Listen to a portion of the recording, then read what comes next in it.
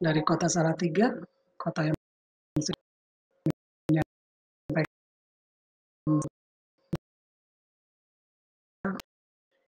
ya, pada saat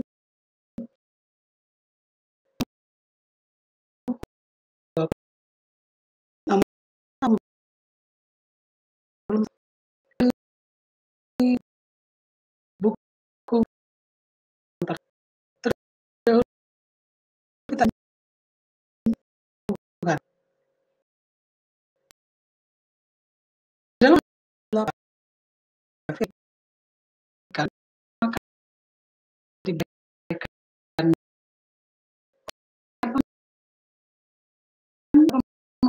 itu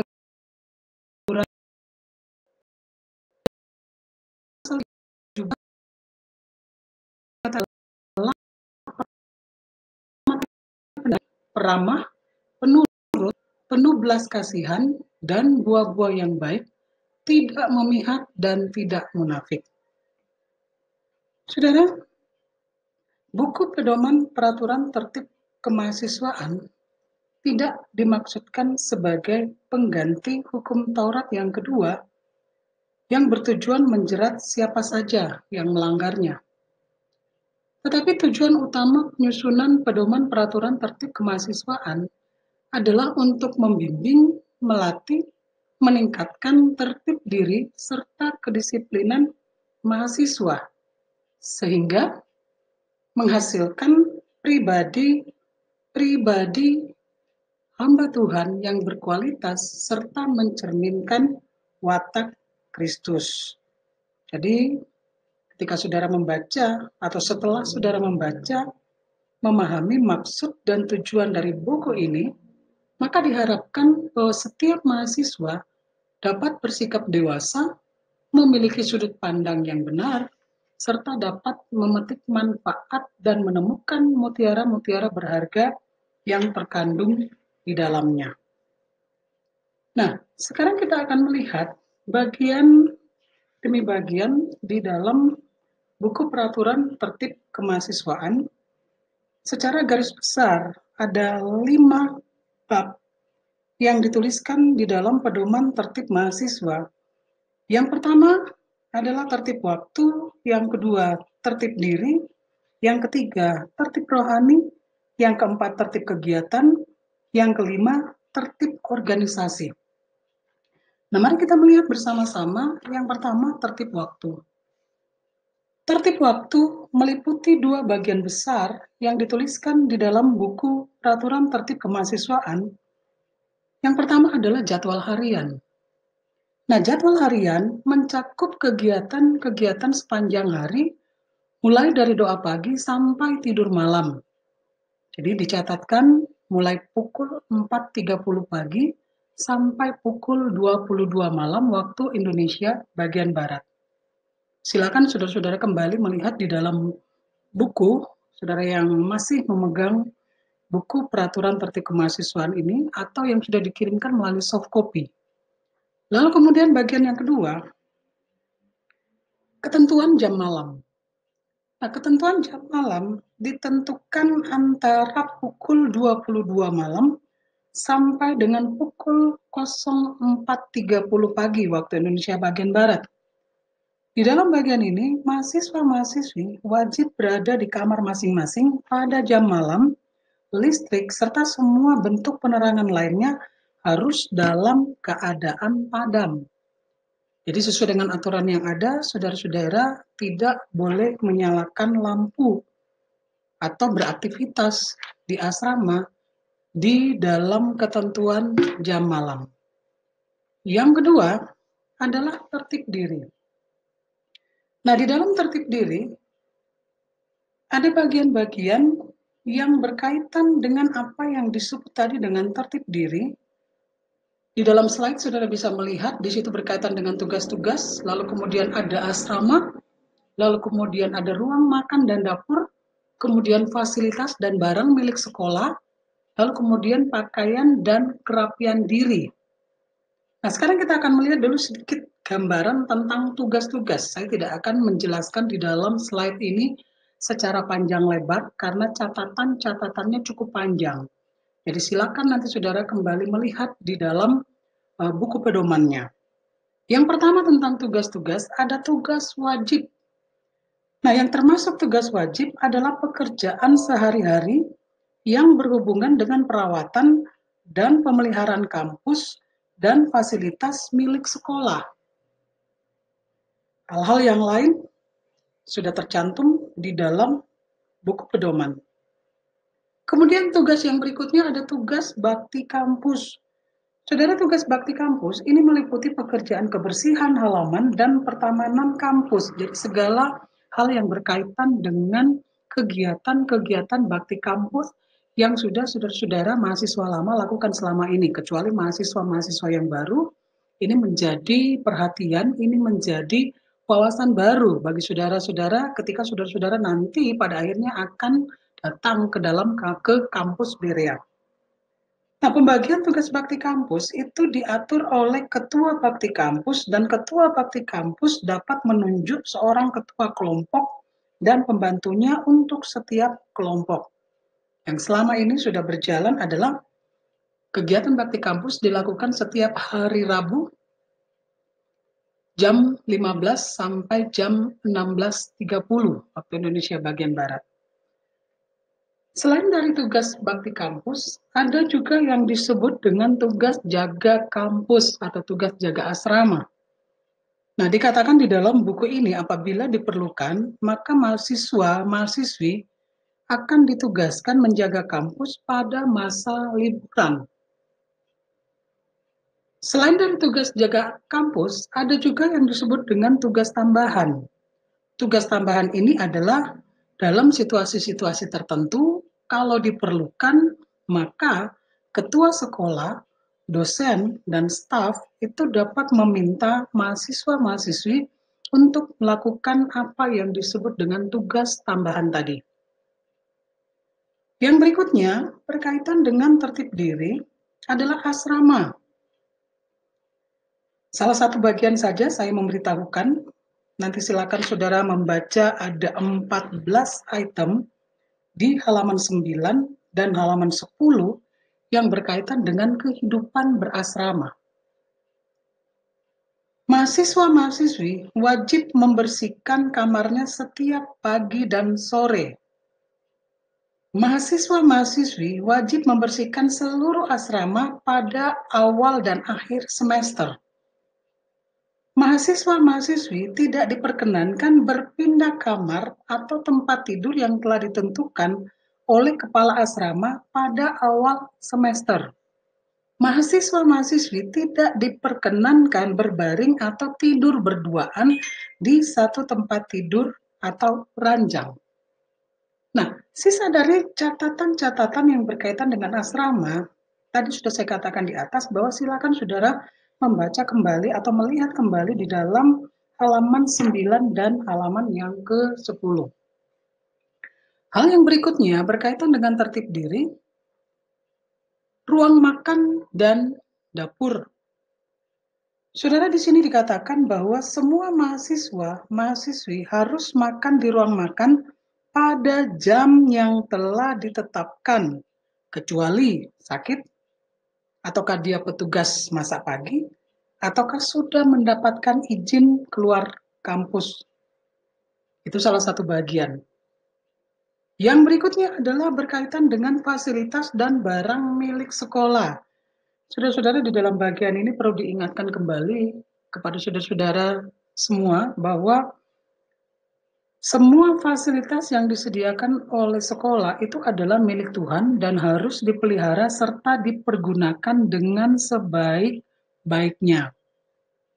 Dan apabila terjadi kerusakan atau kehilangan dari barang-barang tersebut, maka hal itu menjadi tanggung jawab yang bersangkutan. Apakah itu merusakkan ataukah itu menghilangkan dan sebagainya. Jadi ada aturan-aturan yang sudah ditetapkan oleh sekolah sehubungan dengan fasilitas dan barang milik sekolah. Yang berikutnya berkaitan dengan tertib diri, pakaian dan kerapian diri atau kerapian pribadi. Nah, Poin yang pertama dikatakan bahwa mahasiswa-mahasiswi diwajibkan memakai pakaian yang bersih, pantas, dan sopan selama berada di kapel, di ruang kuliah, di ruang makan, dan pada waktu-waktu keluar kamar atau keluar kampus. Jadi saudara-saudara tidak diperkenankan keluar kampus menggunakan celana pendek, seperti halnya ketika saudara masuk keluar kamar atau di dalam kamar mandi. Jadi tolong diperhatikan masalah kerapian diri termasuk pemeliharaan rambut bagi laki-laki. Jangan sampai gondrong, saudara. Pemeliharaan cambang, saudara harus bersih, rapi, tertib di dalam hal ini. Kemudian yang berikutnya masih berkaitan dengan tertib diri. Yang berikutnya adalah pergaulan. Pergaulan di sini mencakup dua hal, yaitu tertib umum di dalam bergaul dan juga tertib berpacaran. Jadi yang dimaksudkan dengan tertib umum pergaulan, saudara-saudara harus bergaul sesuai dengan norma-norma atau perilaku Kristiani sebagaimana yang tertulis di dalam firman Allah. Menjauhi segala bentuk-bentuk pergaulan yang tidak menunjang kesaksian dan pembentukan watak Kristen. Menghindari semua bentuk pergaulan yang menimbulkan syak atau menjadi batu sandungan bagi orang lain dan sebagainya. Yang kedua tentang tertib berpacaran.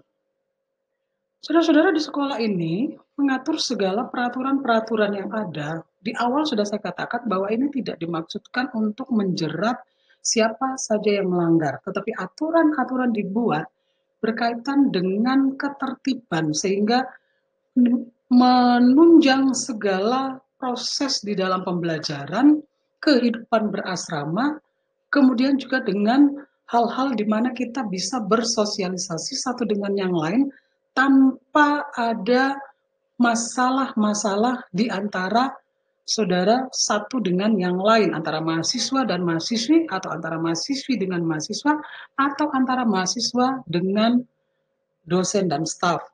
Itu sebabnya berkaitan dengan tertib berpacaran. Di dalam buku ini sudah dicatatkan bahwa oleh karena mahasiswa-mahasiswi sedang menempuh pendidikan untuk dipersiapkan menjadi pelayan Tuhan, maka mahasiswa-mahasiswi STT Berea baru diizinkan berpacaran setelah menempuh minimal 81 SKS. Jadi tolong diperhatikan, saudara baca kembali aturan-aturan yang ada, menjadi awasan yang baru bagi mahasiswa, mahasiswi tingkat 1, mahasiswa-mahasiswi semester 1. Mahasiswa-mahasiswi STT Berea yang telah menempuh minimal 99 SKS baru diizinkan berpacaran dengan adik tingkatnya yang telah menempuh minimal 36 SKS. Sisa dari penjelasan selanjutnya, saudara bisa membacanya kembali di halaman yang ke-13. Yang berikutnya tentang pernikahan. Di dalam bagian ini dikatakan bahwa mahasiswa-mahasiswi yang menikah pada waktu pendidikan sedang berlangsung wajib tinggal di luar kampus. Berikutnya, tentang izin keluar kampus. Ada dua bagian yang dicatatkan di dalam buku ini. Yang pertama izin ke wilayah Kelurahan Sidoarjo Lor atau Kotamadya Salatiga. Dan yang kedua izin keluar dari wilayah Kelurahan Sidoarjo Lor atau Kotamadya Salatiga. Saya akan membaca salah satu bagian dari kedua izin tersebut.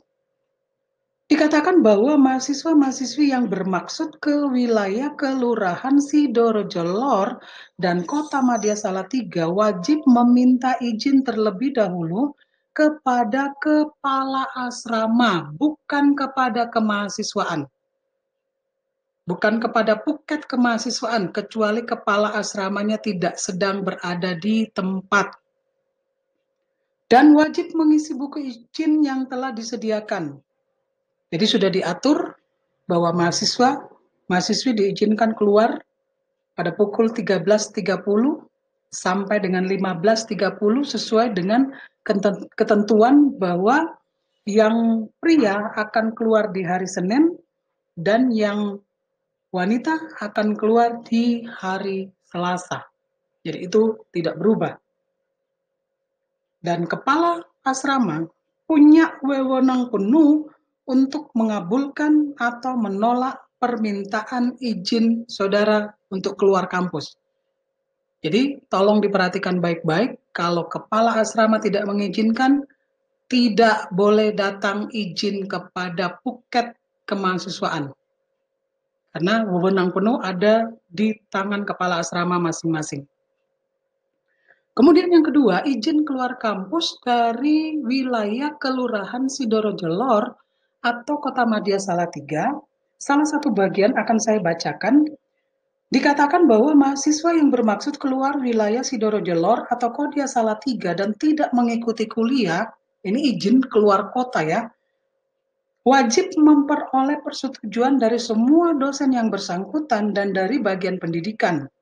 Persetujuan ini dibuktikan dengan tanda tangan para dosen dan dari bagian pendidikan pada lembar izin keluar kota. Kemudian poin yang berikutnya sehubungan dengan hal ini dikatakan bahwa ketua sekolah berwenang untuk berikan keputusan terakhir terhadap maksud mahasiswa-mahasiswi yang bersangkutan. Jadi kalau saudara akan izin keluar kota, bukan izinnya kepada kepala asrama. Kepada kepala asrama hanya pemberitahuan saja ketika saudara-saudari sudah mendapatkan izin dari ketua sekolah untuk meninggalkan kampus dalam beberapa waktu. Yang berikutnya masih berkaitan dengan tertib diri, penegakan disiplin. Ada 4 bagian tentang penegakan disiplin. Bagian-bagian yang lain silakan nanti saudara akan membaca dan melihat kembali. Yang pertama dikatakan jenis pelanggaran dan bobot pelanggaran. Yang kedua, bentuk disiplin dan bobot pelanggaran. Yang ketiga, tentang tindakan pendisiplinan. Yang keempat adalah nilai kelakuan. Saya akan membacakan salah satu bagian yang berkaitan dengan penegakan disiplin.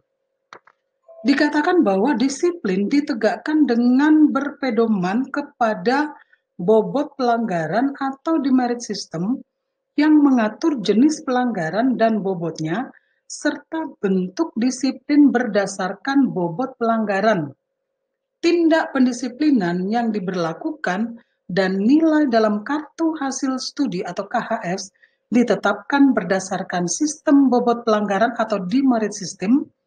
Bagi maksud ini disediakan buku pendisiplinan. Jadi itu salah satu bagian dari apa yang dijelaskan di dalam slide ini tentang penegakan disiplin.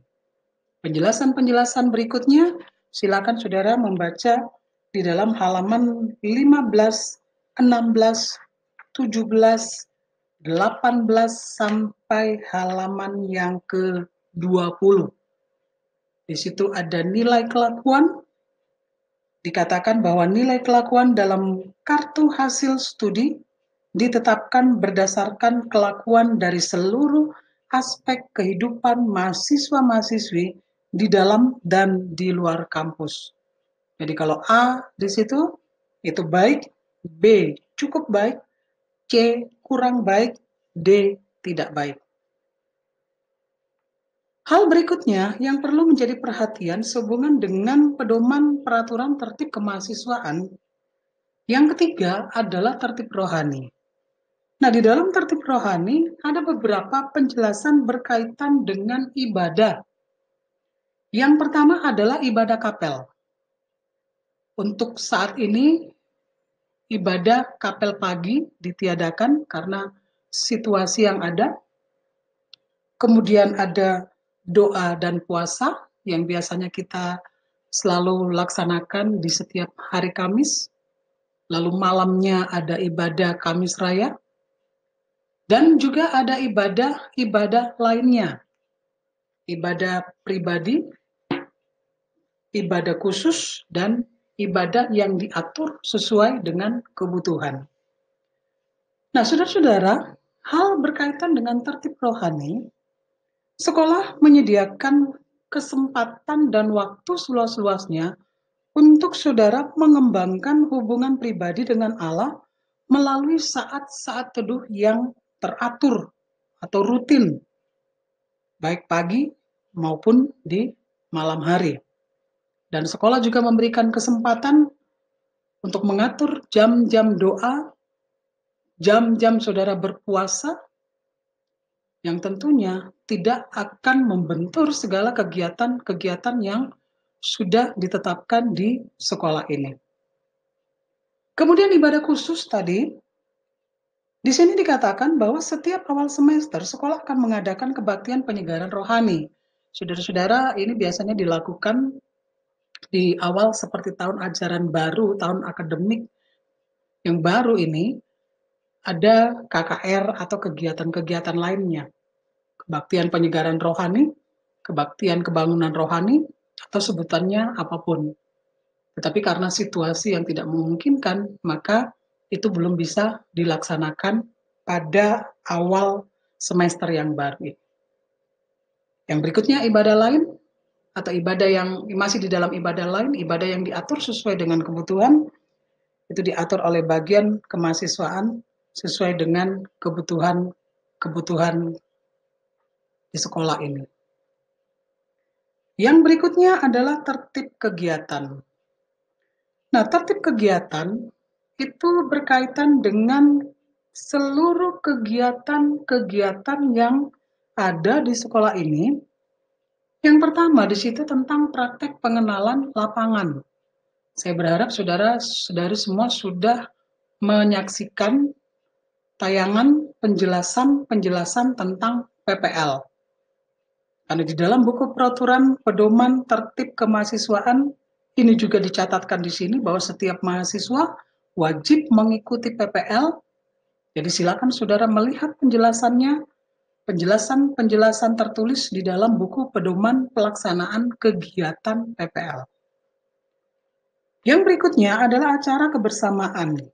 Nah, tahun ini kita tidak bisa mengadakan kegiatan kebersamaan oleh karena situasi yang sedang terjadi.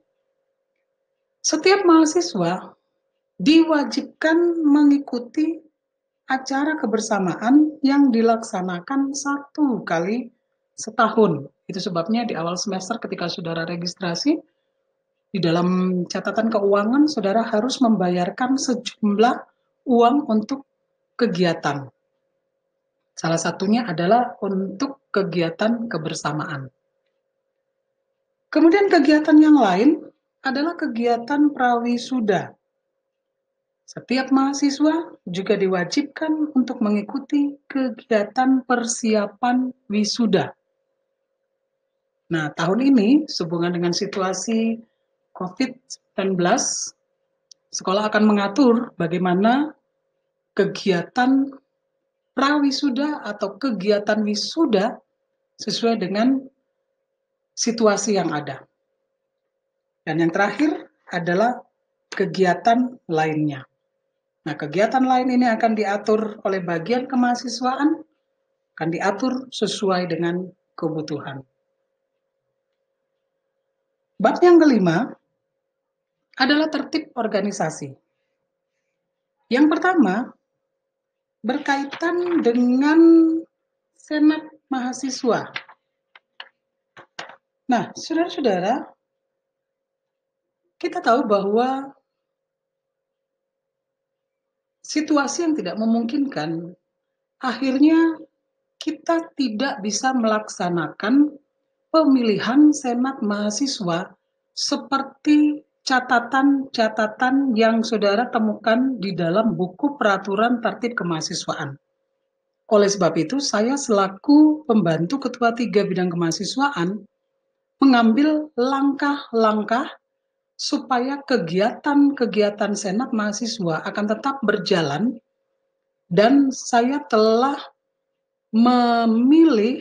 meminta kepada saudara, lalu kemudian menetapkan sesuai dengan aturan yang ada, dan ini juga sudah saya laporkan kepada rapat pada beberapa waktu yang lalu, sehingga nanti sesudah tertib organisasi atau sesudah orientasi tentang peraturan-peraturan yang ada di dalam pedoman peraturan tertib kemahasiswaan ini, saya juga akan menyampaikan hasil dari pemilihan Senat Mahasiswa untuk tahun akademik 2020-2021. Sekarang kita akan melihat dulu aturan-aturan yang ada di dalam bagian bab yang kelima tentang tertib organisasi. Nah, Senat Mahasiswa, Saudara, Senat Mahasiswa itu mempunyai tata dasar atau peraturan-peraturan dasar yang terdiri dari 8 pasal, di mana di dalamnya mencakup nama dan tempat kedudukan, tujuan, perhubungan, keanggotaan, struktur, rapat, keuangan, dan perwakilan. Nah, masing-masing bagian yang saya sebutkan tadi dari pasal-pasal yang ada, itu semua tercatat di dalam buku peraturan tertib kemahasiswaan. Saya akan membacakan salah satu bagian berkaitan dengan nama dan tempat kedudukan. Lembaga kemahasiswaan ini bernama Senat Mahasiswa Sekolah Tinggi Teologi Berea, dan untuk selanjutnya disebut Senat Mahasiswa STT Berea yang berkedudukan di kampus Sekolah Tinggi Teologi Berea, Jalan Cemara, nomor 72, Salatiga. Nah, penjelasan-penjelasan yang lain berkaitan dengan tujuan, perhubungan, keanggotaan, dan sebagainya, silakan saudara membaca mulai dari halaman 24, 25, 26, 27, sampai kepada halaman 31. Jadi itu berkaitan dengan peraturan dasar, juga berkaitan dengan peraturan-peraturan pelaksanaan. Terdiri dari 2 pasal, mencakup pencalonan dan pemilihan. Di dalamnya juga mencakup bagian-bagian tentang syarat menjadi anggota pengurus SEMA, kemudian ada pencalonan, pemilihan, masa jabatan, dan lowongan. Selain dari hal-hal yang saya sebutkan tadi, di situ juga dicatat tentang wewenang dan kewajiban. Wewenang dan kewajiban untuk seluruh anggota pengurus Senat Mahasiswa, dan juga wewenang dan kewajiban untuk tugas dan tanggung jawab pengurus-pengurus Senat Mahasiswa. Yang berikutnya, tentang jabatan rangkap. Nah, mengenai jabatan rangkap, dituliskan di dalam buku peraturan tertib kemahasiswaan ini bahwa mahasiswa-mahasiswi yang telah memegang jabatan tertentu tidak diperkenankan merangkap jabatan kecuali atas persetujuan bagian kemahasiswaan. Jadi, kalau ada hal-hal yang memang sangat-sangat diperlukan, maka itu nanti akan diatur kemudian oleh bagian kemahasiswaan. Nah, saudara-saudara sekalian, inilah sebagian atau secara garis besar peraturan-peraturan yang ada di dalam buku tertib kemahasiswaan. Seperti sudah saya katakan tadi, bahwa catatan-catatan yang lain yang tidak dapat disampaikan melalui tayangan, informasi-informasi yang ada di dalam slide ini, maka silakan saudara-saudara kembali membacanya. Dan kalau ada pertanyaan-pertanyaan, boleh silakan langsung bertanya kepada saya selaku bagian kemahasiswaan. Sebelum saya mengakhiri bagian ini, ada sedikit informasi tambahan tentang ketentuan jam keluar bagi mahasiswa-mahasiswi yang tinggal di dalam kampus. Nah, bagi mahasiswa-mahasiswi yang tinggal di dalam kampus, jam keluar mereka diatur 2 kali sebulan. Minggu pertama dan minggu ketiga. Maaf, di situ salah saya mengetiknya. Minggu pertama dan minggu ketiga.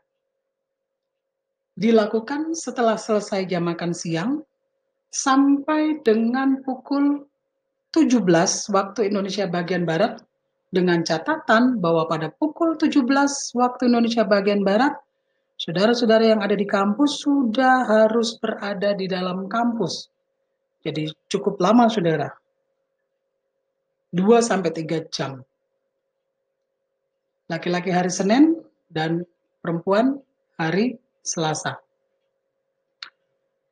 Oleh karena situasi yang masih dalam situasi pandemik, maka mahasiswa-mahasiswi yang keluar kampus diwajibkan menggunakan masker, memperhatikan protokol kesehatan atau mematuhi standar kesehatan dengan mencuci tangan. Mencuci tangan dengan sabun, mandi dan ganti baju sesudah saudara-saudari keluar kampus.